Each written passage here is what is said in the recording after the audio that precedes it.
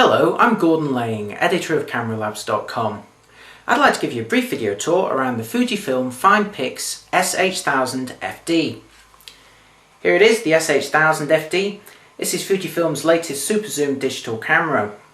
It features 8 megapixel resolution and nothing less than an 18 times optical zoom lens. That's equivalent in coverage from 27 to 486mm. So this camera gives you everything from decent wide angle to extreme telephoto. It can even do really close-up shots too. Its super macro mode can focus as close as 1cm. And best of all, this camera features built-in image stabilization. It's not built into the lens, it actually shifts the sensor to counteract for camera shake. So that can make those long telephoto settings really very useful. So let's have a look at what that zoom actually looks like when it's all powered up. Switch the camera on and you'll see the lens extend. And if I turn it to the side here so you can get a better view, I'm now going to adjust it. So we're going to zoom in. Here we are at the camera's maximum focal length. That's the 18 times position, an equivalent focal length of 486mm. And now zooming all the way out to an equivalent of 27mm. Now in terms of the actual physical design of this camera, it's pretty compact, but it features a really decent sized grip. You'd have seen that when I held the camera in this position here. There really is a lot to hold on to. You can hold this camera very, very comfortably.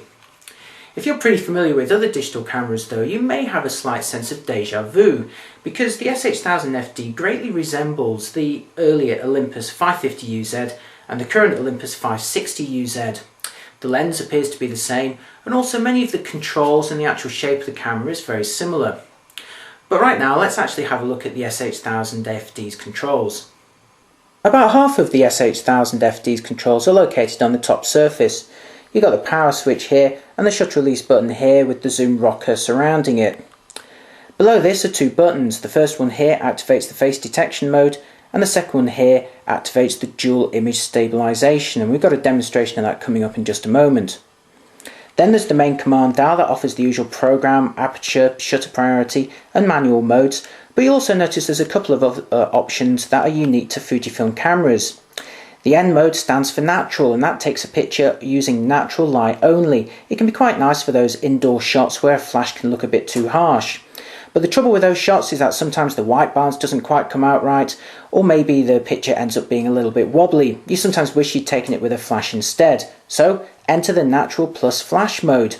This takes a picture first of all with natural light, and then the second one using the flash.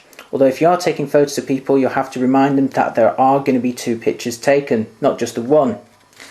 Turning to the back, it's dominated by the 2.5-inch screen that you can see here, although you can alternatively use the electronic viewfinder for composition. And there's a switch just to the right here to adjust that. To the right of the screen are the usual controls here, the 4-way controller for scrolling around images and also selecting various options. You also notice the F button here for activating the F mode, and again I've got a demonstration of that coming up in just a moment. Now let's turn to the side and have a look at the memory card slot. Here it is, and the good thing about this camera is that it will take both XD memory and also SD memory cards, so that gives you added flexibility. Turning the camera upside down so we can have a look at the battery compartment. If I open that, you'll see that this camera takes 4 AA batteries. And that can be really useful if you run out of power when you're on the road or on holiday, because of course AA's are very easy to get hold of. Close that and finally have a look at the ports on this side. If I open this door here, you can see that there's a socket here for a DC input and also a combined AV and USB output. Now we're outside with the FinePix S8000fd, so let's see how long it takes to power up. Flick the switch there, and about 2 seconds later you're ready for action. Now let's have a look at the optical zoom range of this camera. Here we are, fully zoomed out to an equivalent wide angle of 27mm. Now let's zoom all the way in, and here we are, let me just focus here, operating at the full 18 times optical range at an equivalent focal length of 486mm, which is pretty impressive. But as usual you can see a fair amount of camera shake here, but fortunately the S8000fd has image stabilization. It actually shifts its sensor to counteract camera shake. And to activate that, you press a button on the top of the camera, and then to actually see it in action you have to half press the shutter release button. So there we are, and you can see that familiar floating effect as the stabilisation takes place, and you can see that is very effectively eliminating camera shake. As soon as I let go of the shutter release, you can see it wobbling quite significantly again.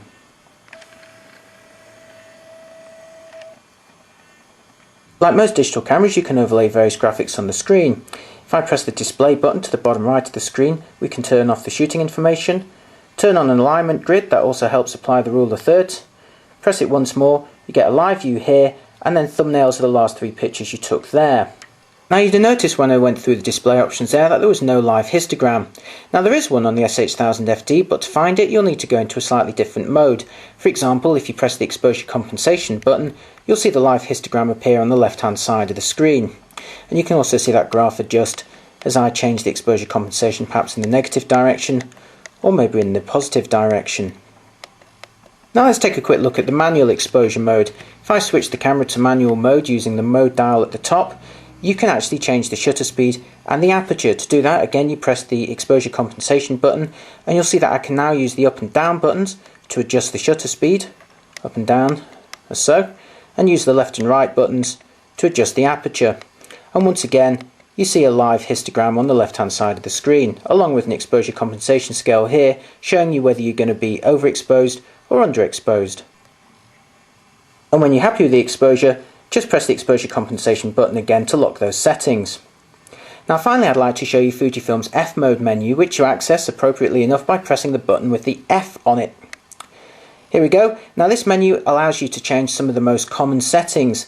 At the top you'll find the ISO sensitivity, which on this model ranges from 64 ISO all the way up to 6400 ISO, albeit with that and 3200 at a reduced resolution. You can also adjust the quality here. Here are the actual modes showing the resolution and the compression settings. The best quality mode here is the 8MF mode, which as you can see records the fewest number of frames because they're the largest files. And then finally we can apply 3 different colour styles. There's the standard colour, there's the F chrome setting which intensifies the colours, and there's also a black and white option. The Fujifilm FinePix S8000fd is a very flexible super zoom camera. It has a decent degree of manual control and of course that massive 18x optical zoom range, taking you from an equivalent of 27 all the way up to 486mm.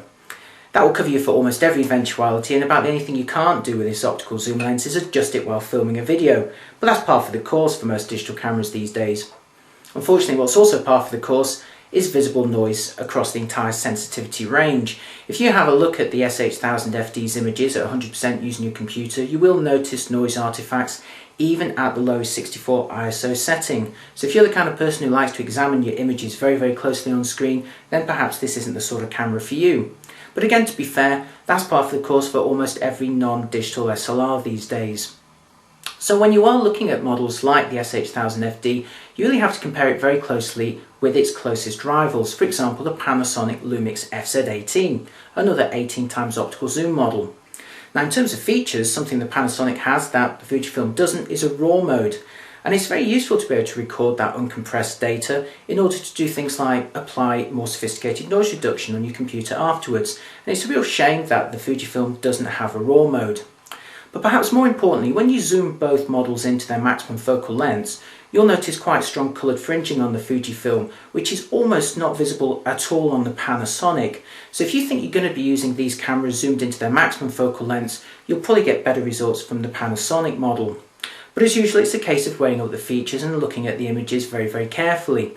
And we've got example images of the Fujifilm versus the Panasonic at various focal lengths and sensitivities at the Camera Labs website. So head on over there if you'd like to take a closer look.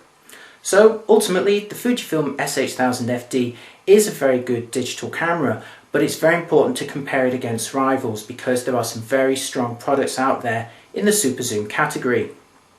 To see our full review and read all the results and all the details about this camera, head on over to our full review. You'll find it at www.cameralabs.com.